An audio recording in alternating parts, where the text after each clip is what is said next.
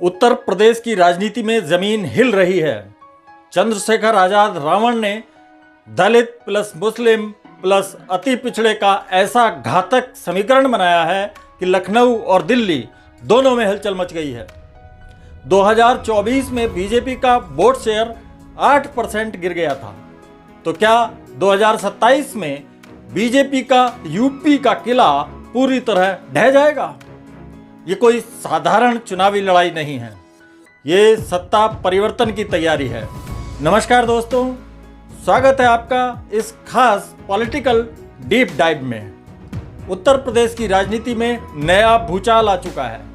BJP की सबसे मजबूत किलेबंदी non Yadav OBC plus non Jatav Dalit plus सवर्ण वोटर्स के सहारे तैयार हुई थी, लेकिन अब ये दरकती दिख रही है। दरअसल यूजीसी की नई गाइडलाइंस ने बीजेपी के सबसे मजबूत सवर्ण वोटर्स के विश्वास को बड़ा धक्का देने का काम किया है। खासकर ब्राह्मण और राजपूत इससे खासे आहत हुए हैं। इस किलेबंदी की बाकी एलिमेंट्स को समेटने का काम किया है एक नए खिलाड़ी चंद्रशेखर आजाद ने। दरअसल चंद्रशेखर आजाद ने जमीन पर एक ऐसा घातक सामाजिक समीकरण तैयार किया है जिसने बीजेपी की मुश्किलें बढ़ा दी हैं। लखनऊ ही नहीं, दिल्ली भी इससे हिली हुई है।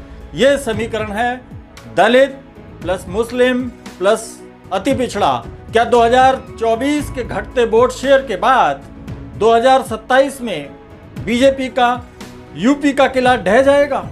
जी हाँ, ये बड़ा सवाल है। इस सवाल का जवाब तलाशने के लिए आज हम डेटा, फैक्ट्स और ग्राउंड रियलिटी के साथ पूरा एनालिसिस करेंगे। वीडियो अंत तक जरूर देखिएगा। अगर यूपी पॉलिटिक्स पसंद है तो चैनल को अभी सब्सक्राइब कर लें। चलिए शुरू करते हैं। दोस्तों, 2017 और 2022 में बीजेपी ने यूपी में जो कमाल किया उसकी नींव था non Yadav OBC plus non Jatav Dalit plus upper caste यानी सवर्ण। योगी जी की छवि, विकास कार्य और हिंदुत्व ने इस समीकरण को मजबूत किया। लेकिन 2024 लोकसभा चुनाव में बीजेपी का वोट शेयर 49.6% से गिरकर 41.4% रह गया। यूपी में सीटें 62 से घटकर कुल 33 रह गईं। क्या ये गिरावट सिर्फ अस्थायी थी या 2027 में और बड़ा झटका लग सकता है? इसका जवाब है चंद्रशेखर रावण का मास्टर प्लान। नगीना से लोकसभा जीतकर चंद्रशेखर ने साबित कर दिया कि दलित प्लस मुस्लिम गठजोड़ बहुत ताकतवर हो सकता है। उन्होंने 51% से ज्यादा वोट हासिल किए। मुस्लिम बहुल और दलित आबादी वाले क्षेत्र में बीएसपी सिर्फ 1.3% पर सिमट गई थी। चंद्रशेखर का नया समीकरण दलित, खासकर जाटव और नॉन जाटव युवा, पसमानदा मुस्लिम और अति पिछड़ा वोट उनकी रहनुमाई कबूल कर बैठा था। अब 2027 विधानसभा चुनाव से ठीक पहले चंद्रशेखर सत्ता परिवर्तन यात्रा चला रहे हैं। पूरे यूपी में घूम रहे हैं। वे संविधान बचाओ, आरक्षण, शिक्षा और दलित मुस्लिम एकता का नारा दे रहे हैं। वो कह रहे हैं टिकट बंटवारे में आबादी के हिसाब से दलित, पिछड़े और अल्पसंख्यक उम्मीदवार दिए जाएंगे। टिकट का फार्मूला सीधे बीएसपी की चाह रखने वालों के लिए नया विकल्प साबित होता दिख रहा है। बीएसपी के कमजोर होने का फायदा चंद्रशेखर उठा रहे हैं। मायावती की पार्टी का वोट शेयर लगातार गिर रहा है और चंद्रशेखर की आजाद समाज पार्टी दलित युवाओं के बीच नई उम्मीद बन रही है। 2024 में समाजवादी पार्टी और कांग्रेस गठबंधन ने पीडीए, पिछड़ा, दलित, अल्पसंख्यक फार्मूला चलाया और अच्छा प्रदर्शन किया। अब चंद्रशेखर अगर अलग ताकत बनकर खड़े होते हैं तो मुकाबला त्रिकोणीय होने का लाभ बीजेपी को मिल सकता है।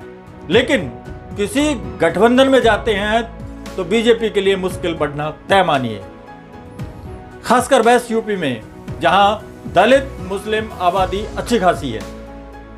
लेकिन 2024 ने साबित कर दिया कि टिकट वितरण में जातीय समीकरण अभी भी बहुत अहम है। दोस्तों, 2027 अब दूर नहीं है। सियासी हवा बदल रही है।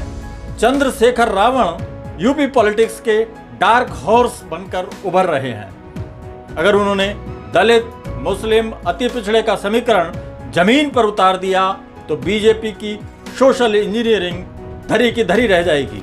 हालांकि बीजेपी के पास सत्ता है, योगी जैसा ब्रांड है, आरएसएस जैसा संगठन है, इसलिए लड़ाई इतनी आसान भी नहीं है। क्या चंद्रशेखर अकेले लड़ेंगे या इंडिया ब्लॉक के साथ आएंगे? क्या बीएसपी पूरी तरह खत्म हो जाएगी? और सबसे बड़ा सवाल, क्या 2027 में यूपी की सत्ता बदल जाएगी? आपको क्या लगता है? कमेंट में ज़रूर बताएं। 2027 में बीजेपी वापस आएगी या अपोजिशन का नया समीकरण काम कर जाएगा? अगर वीडियो पसंद आया हो तो लाइक करें, शेयर करें और चैनल सब्सक्राइब करना ना भूलें।